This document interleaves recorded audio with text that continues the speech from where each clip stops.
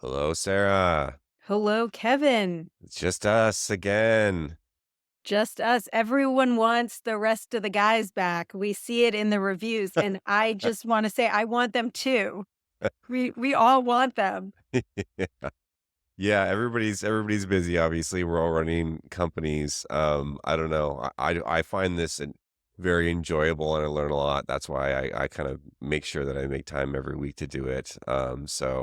While still running a company, I think it's a positive. I don't do any investing or anything like that. So this is kind of my only thing outside of running the company that I do and having a family. And if folks share the podcast and leave us more reviews and, you know, Yes.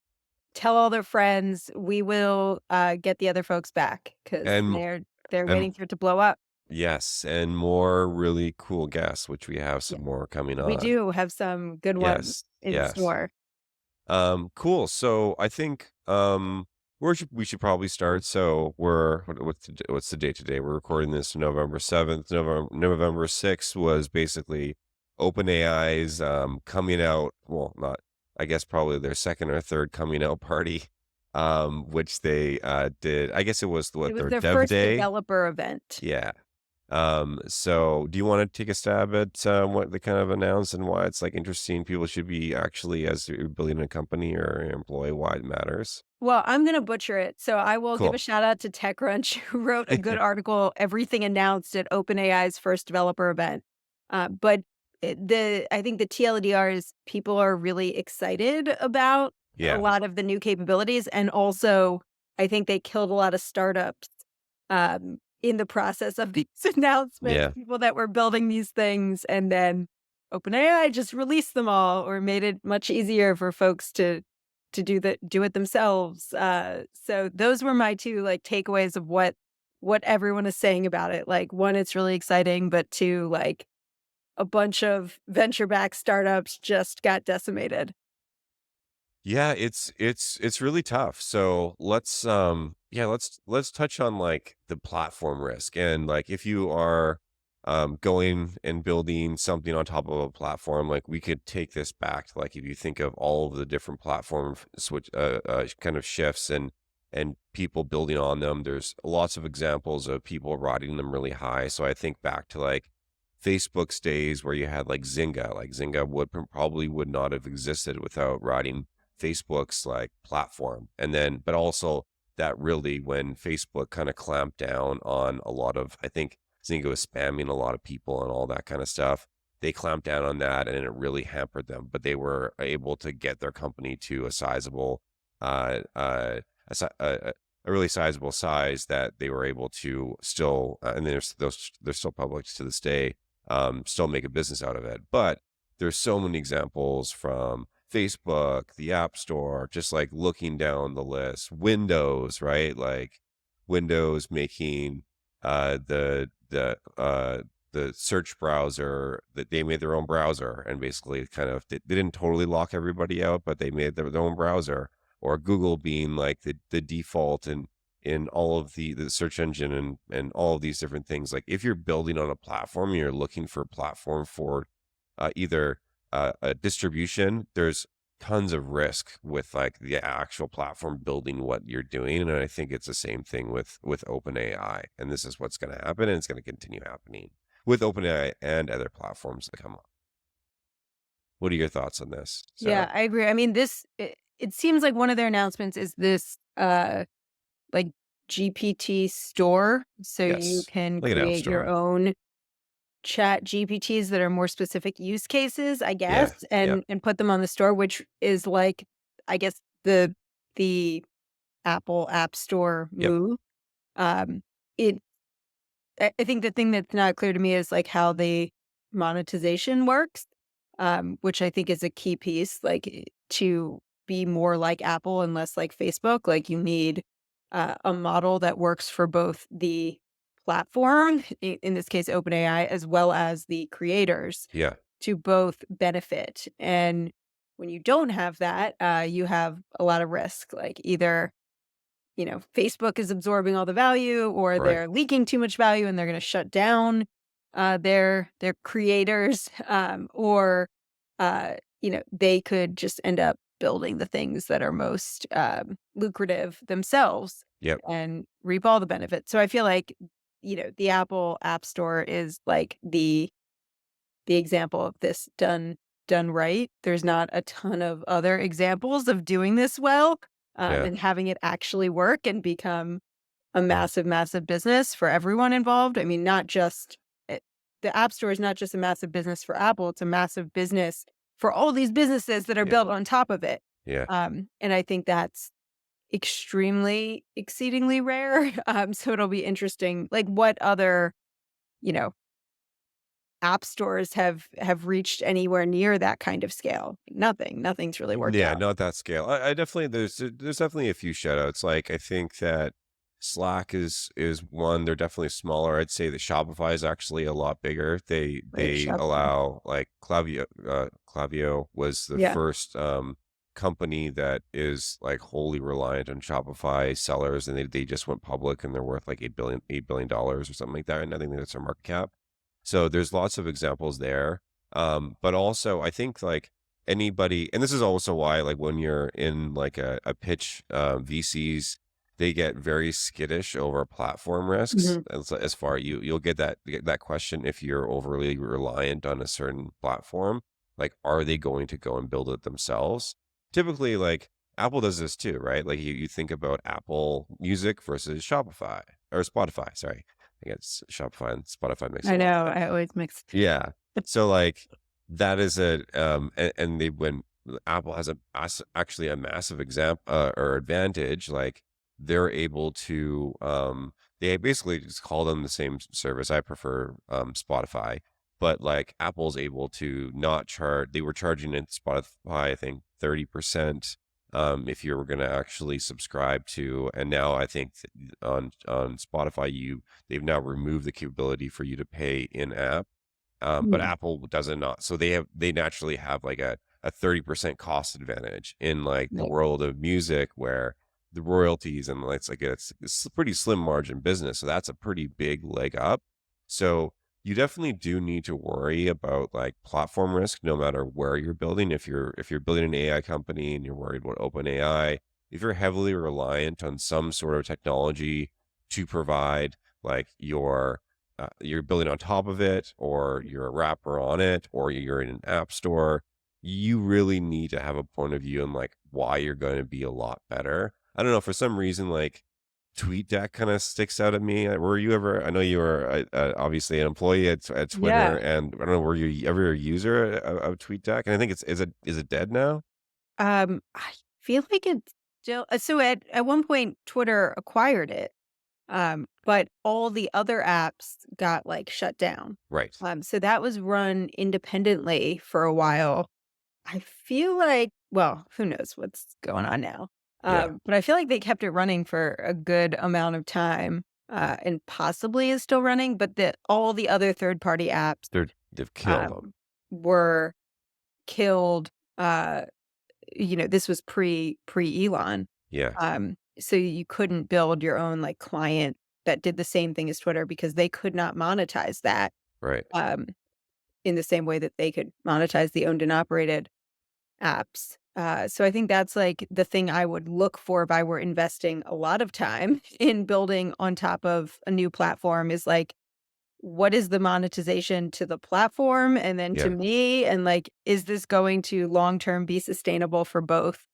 Um, I remember when, like, everyone had to build, like, an Alexa skill and, like, that was the latest craze, Yeah. And that and I was just, always where is like, that now? "Where like, are people really gonna search for childcare, like, that way? Do we really need to?" And I was just like, It's just yet one more thing to Yeah. build." Yeah. Yeah. And so we never ended up doing it, but, like, there was a time period, I'm not going crazy, when, like, every investor in the world was like, "Where's your Alexa integration?" Every hype cycle has this. Do you remember Right. the chatbot, like, Yeah. hype cycle as It's so well? I mean, the whole Chat GPT thing is hysterical to me because when we were starting Winnie Yeah, 8 years ago and yeah. raising funding, we had investors turn us down because they said they were only chatbot investors. So they may have been just really ahead of their time. I'd probably say no. I think that was I still am very iffy on the actual chat interface. I think Chat GPT is like a interesting for some people. I think the overlying technology is really cool. Like Right. that's actually provides value, but like the chat interface, like maybe I'm older and maybe the younger generations like that. They prefer it more than like an actual like UI design or something like that. I never really got the chat interface. I still don't. I'd rather have like actual interfaces that you click and drag things and all of these different types of stuff. So I never really got that, but yeah, we always go through this hype cycle, and it's just investors are they're looking for those outside returns. They want to see how you're going to integrate into this or take advantage of this or become one of these companies because usually there's going to be a few. And I think I think I was listening to some podcast. I can't remember if it was like 20 VC or somebody. But one famous investor is like you basically there's like two generational companies like per year, and it's like your job as a VC to get in one. So that means just placing a lot of bets on a lot of like you don't know who actually is going to become this, but like those are the ones that actually return the funds. Yep. So you need to be really careful. I think that you absolutely can build on top of platforms like Klaviyo. They're an email and SMS platform for Shopify stores specifically. I think 80% of the revenue is, or 90% of the revenue is from Shopify stores. So if Shopify came up with a better email client, they could opt for a lot cheaper because they already have the customers. That's a really big risk. But they obviously had some point of view. Maybe they're ahead of something. I don't know why they're so much better than all the other alternatives. But I think if you have that, you can definitely make it work. But I think concentrating a lot of your like it's just really risky. Also, at the same time, it's really risky to bet on a few like really large customers. So I remember reading the Twilio S1, and I think they Mhm. still get a lot of flack for this. They had, I think, wasn't it something like crazy, like 60% of their revenue was from WhatsApp or something like that? Oh, wow. It was something crazy like that, and it's just like you want to when you're thinking about like what area you want to start in and like what type of customers you want to go after. I think like you need to have a really unique point of view, not be overly reliant on like one company, and that could be meaning like your supplier or your distribution channels or like a single customer or something like this. Like they're just like there's only like 3 or 4 customers out there like this, and if you like that's the total addressable market. I think, kind of looking at de-risking what you're building, like, try to control as many things as you possibly can. Try to have your own distribution channels. Try to have a product that's really, really unique. Try to make sure it's 10 times better. I think those are all things that, like, you should be doing if you're looking to build a venture-backed company. But like you said, as we started, like, yeah, there's a lot of companies that just probably have to now they probably were well-funded, and then they're gonna have to think of something else to do in the AI space right now. Yeah. I feel like, anything where you're heavily concentrated, even if it's going really well, it's a good idea to diversify and de-risk that, even if that's not gonna be your main channel. Yeah. Um, if it's, one marketing channel you're heavily reliant on, it's like it's something we think about a lot in, being so reliant on SEO, for example. Like, Right. what are our That's a great point, yeah. second channels, that we're investing in, not because we necessarily think that in the short term they'll be bigger than SEO as a channel for us, but we need to de-risk, like, being so reliant on one thing. Yeah, here's some other examples that just kind of pop in my head, like, SEO, obviously, you rely on Google, and then Google can basically just build products on top of you. So, great examples would be Yelp. Yeah. Like, and I know that, their CEO, Jeremy Stoppelman or something. Yeah, Jeremy Yeah, Stoppel. yeah, I think he definitely either sued Google or he was trying to bring up antitrust, Yeah. He's, like, stuff very against them. publicly, Yeah, against Google, and antitrust be brings be that. because what essentially Google did is that they owned searching, and Yelp was able to, before Google had any, like, reviews on places or restaurants or anything like that, Yelp would come up and it would be basically like whoever produces the best content is going to go to the very top of the list. And then all of a sudden Google kind of built out their maps functionality and then also their places, and now there's reviews and you could even reserve tables, and they're kind of taking even like open table out a little bit somewhat. I think open table is still kind of winning, but like being Thumbtack's another example. Like Google hasn't Yeah. replaced them, but I know like that was a major. Thumbtack is, for anybody that doesn't know what they are, they're a place that you could go and find like pros to do like odd jobs or something like that, like a plumber or something like that. And they relied so much on like SEO to like fund Yeah. their distribution. And like from investors, they don't really like that a lot, but also it makes sense because if you're over reliant on and you don't properly de-risk your distribution, you do risk like what happens if somebody's better at SEO, or what happens if Google comes along and just is now the number one top ranked product with like Google Maps and the reviews and all that, which Yeah. Yelp took a huge hit. I think people definitely need to really think about that. Yeah, I agree. I mean, I think Yelp, is more of a success story in that, like, look, they're still around today and still a huge brand. I think they built brand as a big channel. Yeah, People love to shit on Yelp, but, like, they're huge, and three we get billion compared dollar a lot market cap. Yeah, to Yelp, like, "Oh, are you just building Yelp for daycare?" And I'm like, "Well, that's actually a pretty sizable business." But yeah, yeah. so that but I think Thumbtack is like they didn't build a brand. Like, I don't know that, you just had to tell people what Thumbtack is. Right. Everyone knows what Yelp is, so I think they did a worse job of diversifying than Yeah. Um, yeah, it's tough because early days, you're looking for anything that you could get distribution off of, but then what do you do? Like for Yelp, how are they like they definitely had quite a few years head start on Google, but like what can they Yeah. do now besides complaining?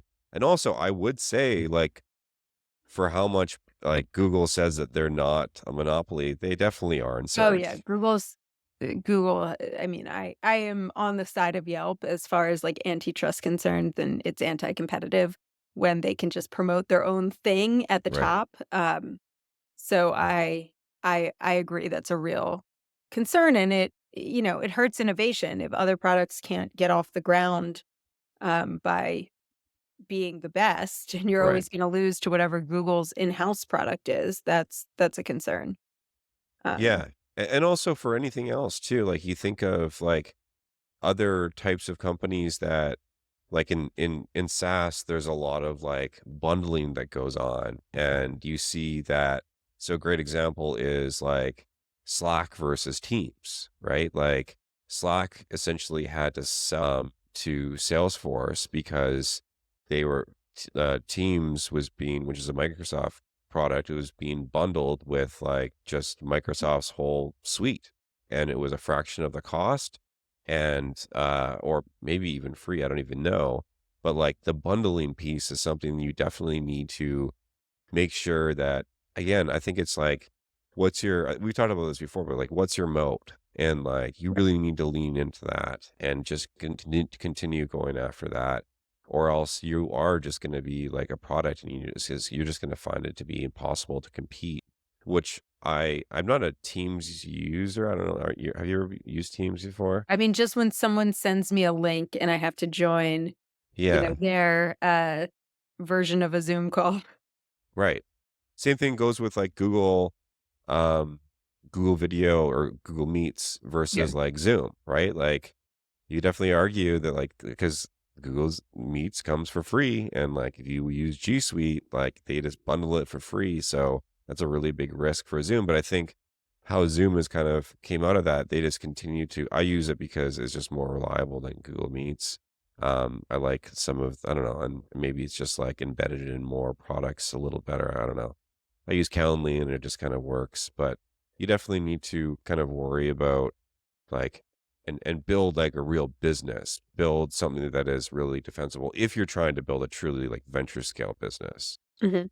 But if not, Right. there's lots of other outcomes for companies out there that, are not like selling to Salesforce, for example, and Slack made out fine. Yeah, that is true. Slack, just announced that they're getting a new CEO. Um, so the founder, Stewart, he already left, but then Yes, they replaced it with this woman, Lydian, um, who I think was at Lydian Jones, who was at that's Salesforce. Salesforce. Yeah. She's going to Bumble as the CEO, Yes. um, and TBD who Slack's new CEO will be. Yeah. It'll be interesting to see what happens with Slack inside a larger company and does it get the same care and attention now that the founder is obviously left? And Salesforce is just like a juggernaut, and it's like Slack is just such a small percentage of the I revenue. mean, I feel like they kind of missed the boat or like they're behind the curve on AI. Like it was such an obvious like I'm Slack sure they have a was, million like add-ons in their developer ecosystem, but I haven't taken the time to like learn those things, but it seemed like such an obvious one to me that they could have included AI more natively. Like I open Slack every day to do my work.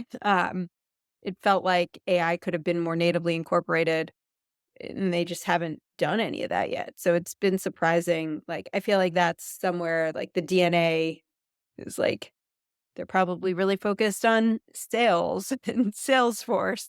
yeah, And they don't have the DNA of like a small innovative company that's like led by product and engineering anymore. yeah. And why do you think that is? Like, this is kind of even maybe like kind of the part of the innovator's dilemma, right? Yeah. Like, once you're like you worked at Twitter, right? Like, you could definitely argue that Twitter should have done a lot more than it did. The And quintessential maybe example. this kind of goes into one of the other topics that we were talking about before, but like, how hard is it to like truly innovate in such a ginormous company? Yeah, I think it's really, really hard. I think this is where, you know, small teams and startups can really win is like it's so hard to innovate in a big company, especially if you have metrics to hit and you're public and Yeah, you can't take the long view because every quarter you have to report. Um, I just imagine it and I know from, like, working at big companies, from working at Twitter and Google, which was even bigger, it's like everyone has a role to play.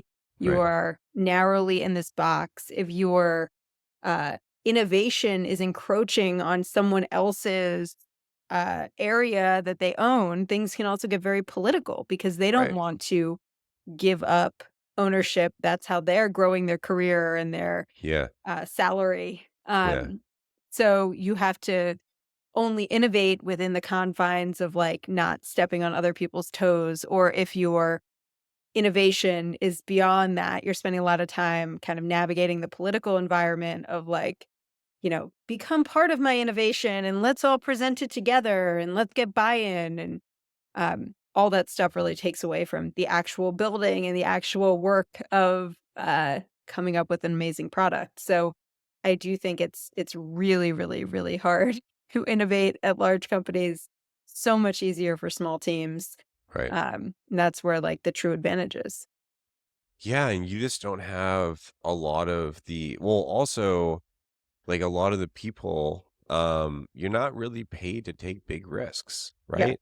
There's very few cultures out there that have been able to build this into the DNA of the company. I'd say probably Amazon is one that's done a good job. Microsoft has been one. They continue to come out with like new product lines, but you're kind of like you're at a big company and you kind of most people want to climb the ladder and make like a lot of money and have like a good work life balance and all of that stuff and like you're just not you're probably rewarded more for just like doing what exactly you're told and making sure you're managing up and versus like taking big risks for most of the time because everybody's just kind of worried that they're going to screw up something and it's really hard to build that into culture. I don't know if you say that was that like that at Twitter?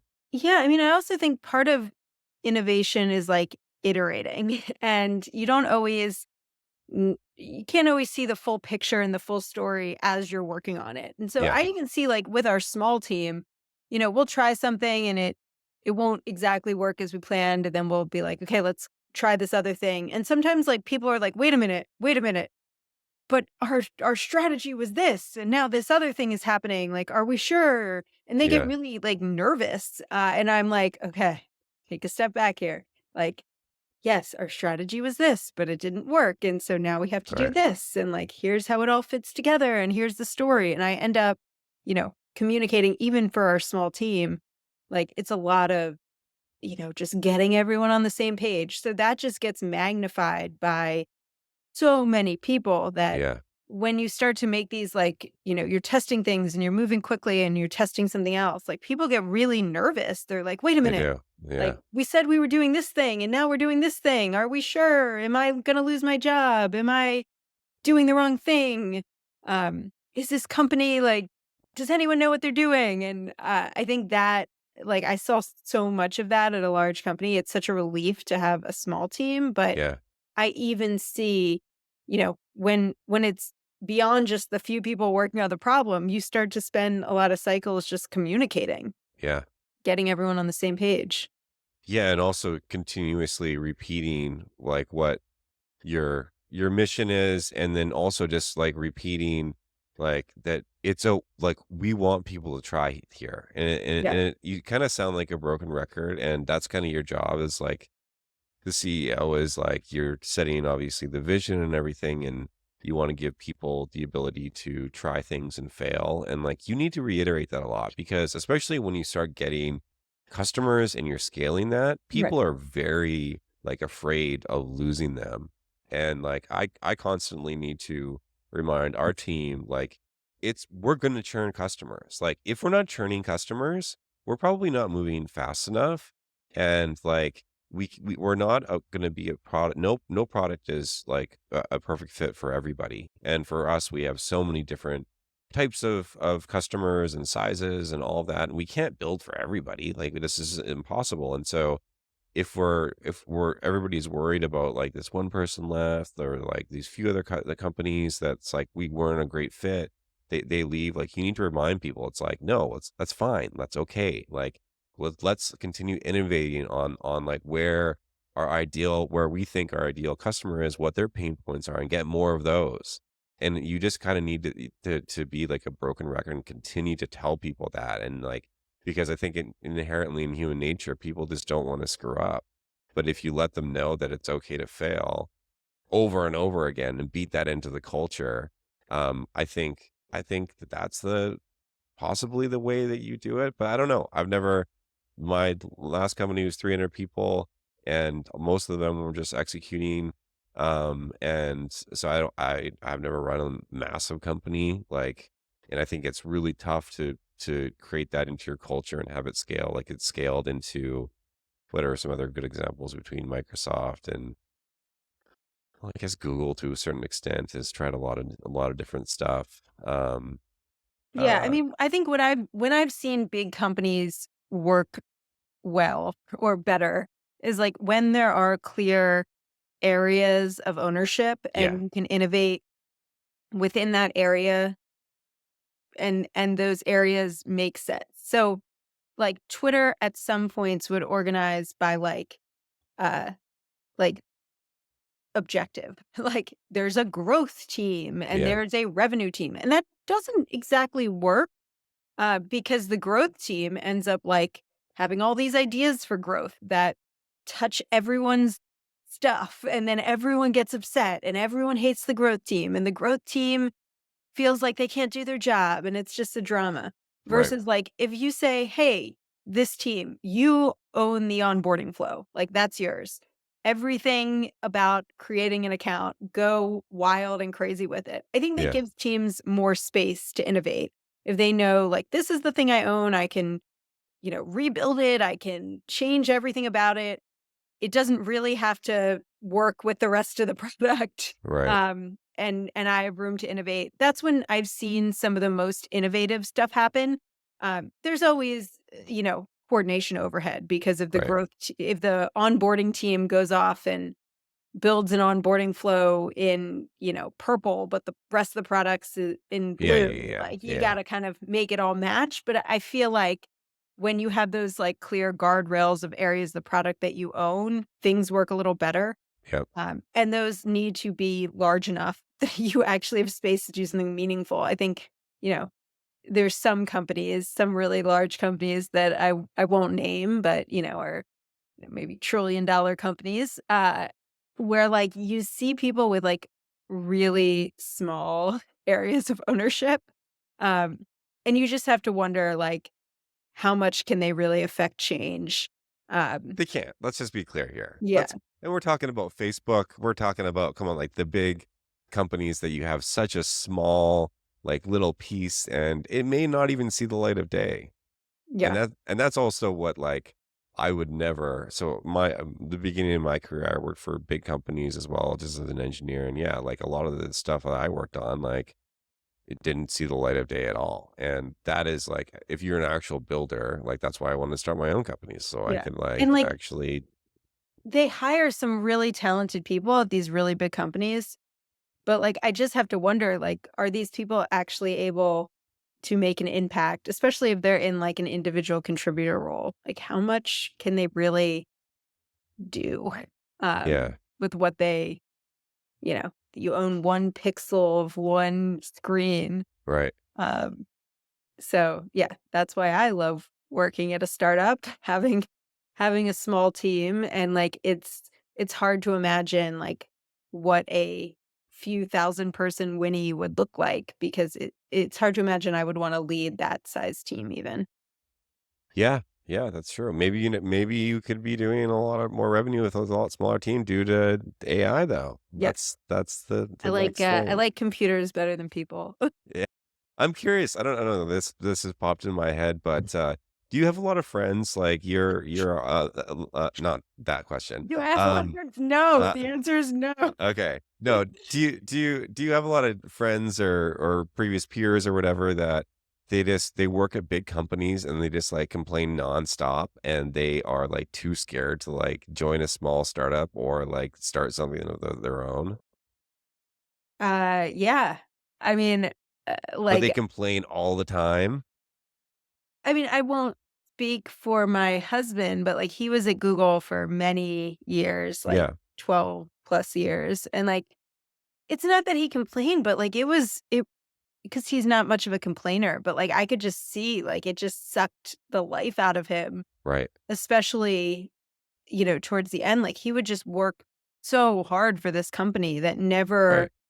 like, gave anything back to him. Like, he would stay up all night preparing for a meeting, and then, like, the meeting would just get canceled. Yeah. And it was, like, the most important meeting, and then it would just be like, "Oh, no, they changed their mind." Like, I just, like, couldn't imagine. I mean, Oh, of course, that can happen anywhere, but, like, that just seemed to happen frequently, right. and it just took everything out of him. I mean, he traveled to developing countries constantly, like, they worked him to death.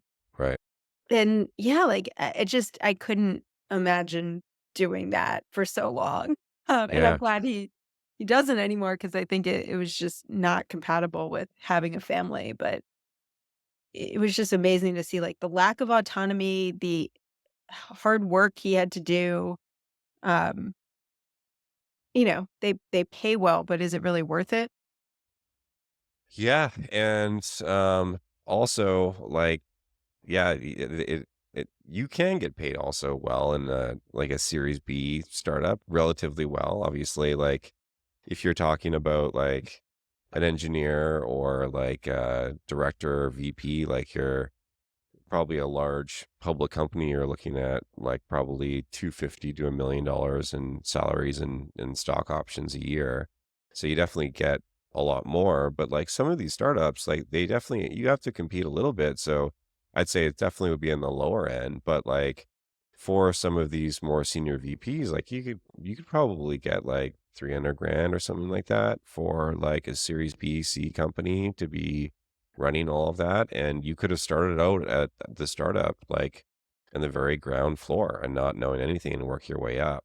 I wish, and I said this last episode, like, if I could do everything over again, I would have skipped the big company phase and just went directly to startups. And obviously, like I want to found companies, and not everybody wants to found them, but I think it's just so much like so much more fun. You learn so much more than like a small companies, and like you could go, and if you don't want to take the risk, you could stay at like the Series B companies that have found product market fit, but like you still do have an impact versus like the really big public companies where you just don't. Like I remember my times at like Boeing, and I worked for a space company in Canada, and it was just the amount of output, like, I would just look forward to just getting off work, and I just didn't really give a shit, and, like, I didn't learn hardly anything in there. I did everything on the side, and I had side businesses and stuff like that, and it just, like, took so much out of me, and I think also what's gonna happen is, like,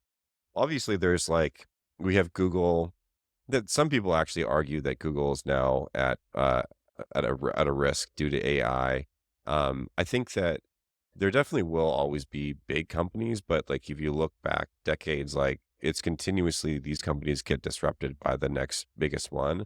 I think those cycles, given how fast technology is moving, is going to be faster and faster and faster. And there's going to be my viewpoint is that there's going to be a lot more smaller companies, given just how much more leverage that you have. Like like even showing what like when Elon came and took over Twitter, they cut down how much staff did they have before? It was Oh, like they had thousands, but, thousands. I don't remember what he cut and what they have now. They have like 1,500 people, but like that, and I don't know if they were just able to just cut out a lot of like the redundancy or whatever, but like that's the next generation of companies that are getting built, and I think that that's way more exciting than going and joining like a Facebook or a Google or something like that. You still probably you're able to like have some sort of impact. But I think personally, like you learn way more in a startup than you would even at like like like a pre-IPO or IPO company. Where I was kind of going at this is that I have so many friends that have been founders before, and I don't know if it's like some people as you get older, your risk is kind of like it decreases. It definitely has not for me, but I just see that they're just like they're trading in their autonomy for like yeah, a good paycheck and but they're also living in the Bay Area, so it's like like you're gonna live in a fine house, but, like, you hate your job, you hate your boss, you're constantly doing reorgs and all this shit, you're not actually building stuff. I wanna, like, shake those people and be like, "Just fucking join a startup, like, join my company, like, why the fuck not?" Like, the upside is big or go build something yourself, like, you're like, you founded something before, there's lots of VCs out there that are willing to fund you, um and it's just really frustrating because you see so much talent get sucked up by these companies that just don't really turn out really much of anything outside of their core product, right? Yeah, I mean, it always amazes me whenever we do partnerships or even, like, our customers, like, just how many people are on the other side, how many people these other companies have, and then it's, like, me showing up, just, there's a lot of it seems like there's some redundancy in Yeah, these businesses, and I just can't figure out why a lot of them still operate this way. Like, yeah, it seems so obvious that it would slow things down to have multiple people performing the same job, but yeah. I don't know. I got a question for you. As far as like this next generation, so what, Gen Z, I guess. I've read like a lot of Yeah. reports on like they prefer like work-life balance is like way more important than like the millennials that are used to like cranking like long hours and they really like take their job really seriously or versus like millennials Yeah. seem to and there's also been a lot of I don't know if you've seen some of the um TikToks and stuff like that that Mm. have been out there that are probably unfairly criticizing some people that are just like complaining about like I got to go into work and I got to go to an office something like that. What do you think like what like now that you're you're kind of like in the middle of your career, I would say. And you could obviously like, I'm assuming, right? What would I you still think feel like that's, I'm starting out, but it's, crazy. I'm like, I guess 16 years into like yeah, full-time working. that's almost in the middle of your career. Would you rather like when you're building a company, would you rather like hire super young people, or like people that have experience that are like your age, your seniority, all of that? Like if you're assembling a startup with all you know now. Yeah, so I actually don't think we have any Gen Zers at Winnie, not because I am opposed to it. I just, we've kind of naturally attracted more experienced workers. Yeah, We're remote, and I think it's just we don't have a lot of management, not a lot of overhead. Everyone has a really wide scope. There's a lot of ambiguity in everyone's job. Like right, no one really has a defined. Some people have some defined things they like must do, but then there's a lot of open time and space to be like, just make yourself valuable. right. So I think that just lends itself to people with more experience. I am personally, though, like confused by all these trends around Gen Z because I see with my Yeah, own kids that like their lives and what they have to do is like a million times more stressful than mine ever was. Like I just took my daughter to like soccer tryouts last night and it yeah, was like I was almost in tears. Like it was so intense to like watch. yeah, And she's 8 and like they were like screaming at them like a military operation. And like the girls were all doing it and listening and like I mean these kids were like insane. Um they're really good at soccer and really good listeners, and I was just like, "Wow." Like, I could not imagine doing that at 8 and, like, just seeing how my daughter, like, handled herself, I was just like, "Wow." Um, she was, like, yelled at and for doing the thing wrong, and she was just like, boom, like, just listened right away, caught right. on, and, like so that seems, like, at odds with what I'm hearing about Gen Z of, like, they don't wanna work hard and they want a lot of balance, or maybe they're getting so burnt out earlier on, Yeah, because I just see, like, kids these days, like, have a lot on their plate, and it just seems so much more intense than it ever was for me as a kid. right. Um, Maybe that's, like, a factor of where my kids are growing up in I the was gonna Bay ask you, Area, yeah, yeah, yeah. but I grew up, in the suburbs of Philadelphia where things were pretty intense too. Were they? Um I went to a top public high school that Yeah, is known for being really, really good in the state of Pennsylvania. So, like, I don't know, like, it just it's I don't know I'm sure there's been a million analyses of it, but it seems like things have only gotten harder and more intense at an earlier age, like college admissions, for example. It's yeah, so hard to get into college now.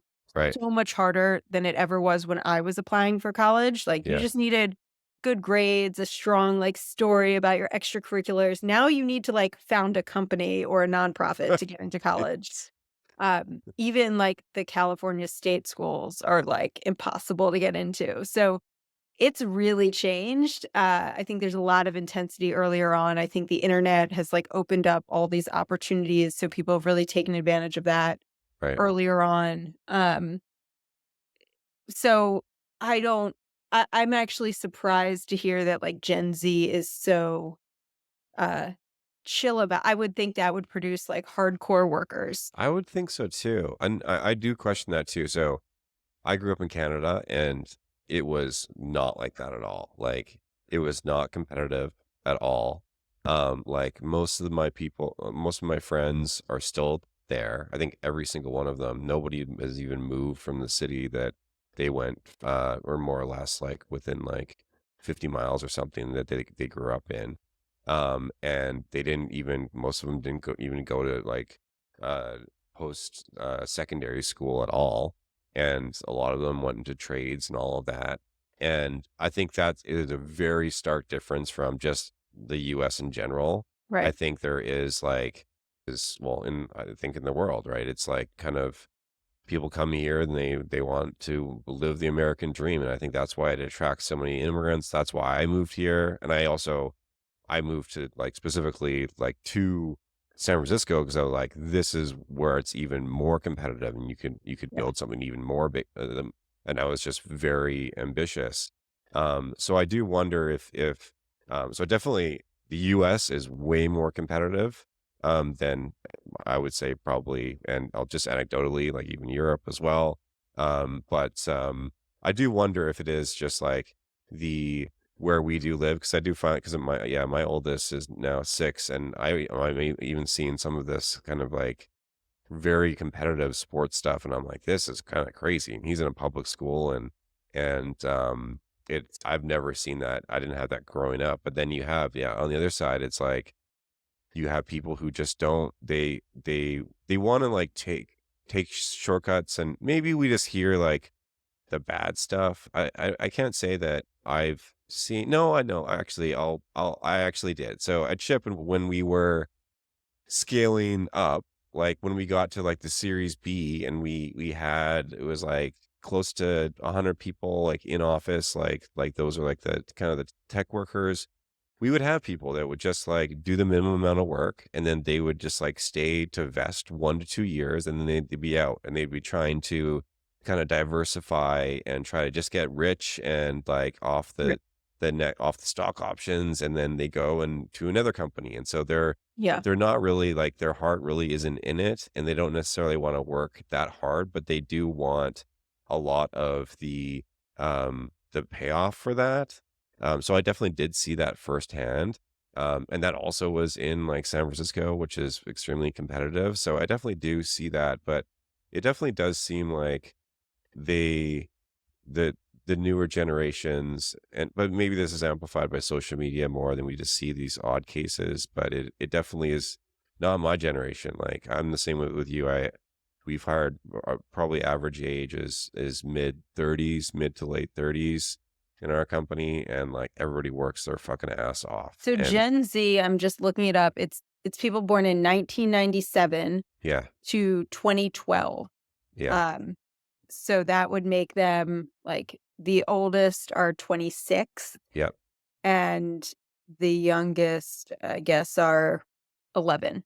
right. Um, I that's like I don't have a lot of exposure to that age group because my Yeah, I kids don't either. are just slightly so I don't know what the next generation is, but that's like I think the generation I understand the best, and then millennial, which I am, You're right. Same. and most of our employees are or they're actually older, they're Gen X. Um, so I feel like Gen Z is like such a mystery to me, but it's a generation I'm really gonna have to learn because when I started Winnie, it was all the millennials becoming parents. Right. Now it's gonna start to be Gen Z. Yeah. Um, some are parents, but 26, is like those are the oldest. So they're starting to become parents, and I'm really gonna have to understand this demographic well. So maybe we can get a Gen Z expert, Yeah. on the pod, Yeah.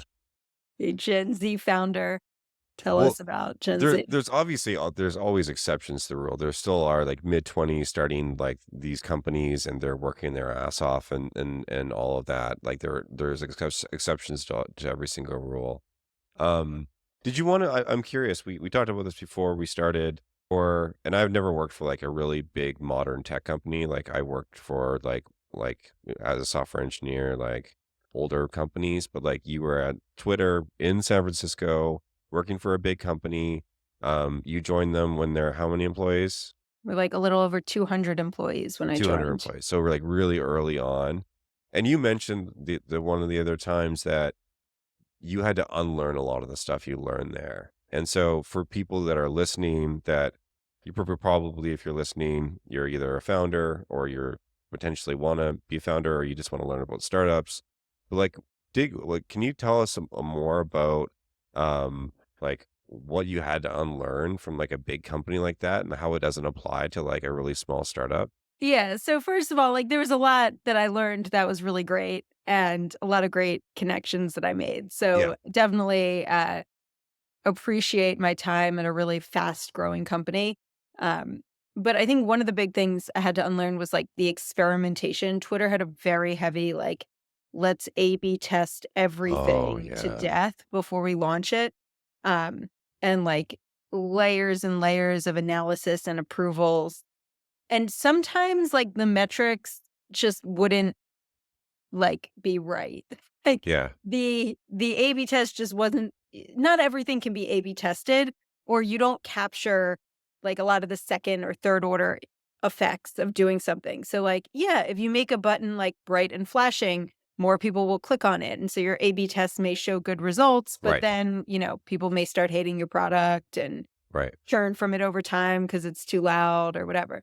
So, that I had to unlearn that, like, A/B tests were the answer to everything, Yeah. and you just have to have product intuition, Right. um, and make decisions, and then be able to look at the impact kind of longer term and over time without perfect data, Yeah. uh, and that, like, kind of that faster iteration was actually better in a startup. So I think that was a big area. The other thing was, like, the idea of, like, you build it, you launch it, you iterate, like, that doesn't really apply in a startup because you have to sell the thing. Like, Right. you can't just count on, like, millions of people using it.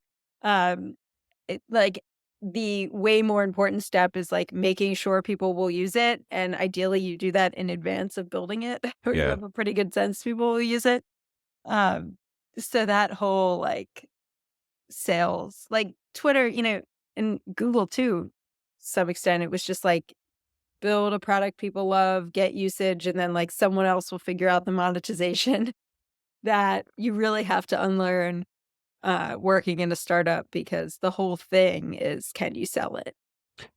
Yeah. Yeah. I could definitely relate to hiring people from, and I typically don't try to hire from like Google or Facebook or something like that. And maybe we miss some people. But it definitely, I think even if they talk the right talk and they're great at the interview and they have amazing references and all of that, like you just have so much support around you. It's just like other person is like, you hand this off to the user researcher and they come back with a bunch of other feedback, or Yeah. you just ask for like all of this data, like from the analytics team or whatever, and like everything, you just have so much support versus like just figure the fucking thing out. Like you at a startup should be, and also like it's kind of a natural, and as you grow, like there does become lines, and I'm continuously trying to like break down those barriers between teams. Like Yeah. it's all of a sudden it's like, no, this is this is the other team's responsibility. It's like, no, just go and fucking do it. Like Yeah. that's who you really want to hire for a startup, because you don't have any infrastructure, you don't have any of the tools. Even going through like fundraising and people, here's a great example. Like if you're like a seed or series A company and you have like an investor that it's like, oh, can you get like the NRR based off of like this cohort of companies and this blah, blah, blah. It's like, I don't have the fucking resources to do that. Like that's probably a bad example of an investor that probably is not going to invest in what you're doing, because they should know at what stage you have like these type of resources. Also, that kind of shit at that stage doesn't really matter. You should Yeah. be really investing more of the team and like the initial idea and the traction, the Yeah. iterations and all of that. But like it's a stark difference from having all of the support, all of these different functions, versus like you should just go and figure it out. I hope that, and maybe we can kind of end it on this. I hope that um, AI puts more power back into some people. We actually have somebody from another company. One of their friends is an AE at some other startup, and he's put together like this crazy AI. I don't know what exactly. He's taken a bunch of transcripts from all of their existing calls and put it in something like this, and all of a sudden he's their top like performer. And he's gonna come and give us like a lunch and learn talk.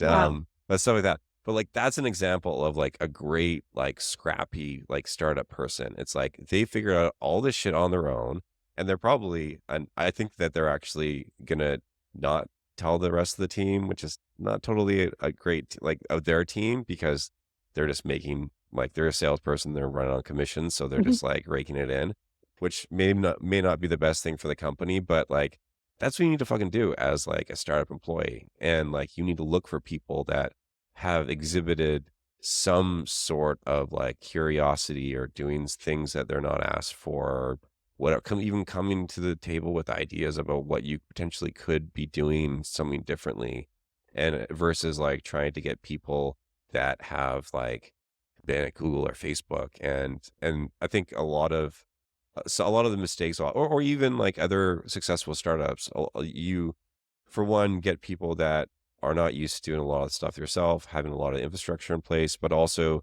you can equate like, oh, they were this position at this successful company. So you look at the success of that company and you apply it to this person, where it's like they probably had like 0.01 like input into the success of that company, if that.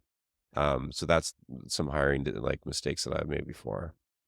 I agree. Like, I would much rather hire someone execution focused, and a lot of times at really large companies, like, you just can't execute over that much stuff, and, like, you might get really blocked at a startup where you don't have people to help you with all those, Yeah. execution tasks, and I've definitely made that mistake as well. Yeah. Cool. You want to end on that? Let's end it. All It's right. great chatting this week. Yeah, of course. Thanks everybody for listening. Reminder to rate, like, or whatever platform you're on. Send us comments about what you want us to dig into, any guests you think we should have on, and we will see you next time. Bye. See ya.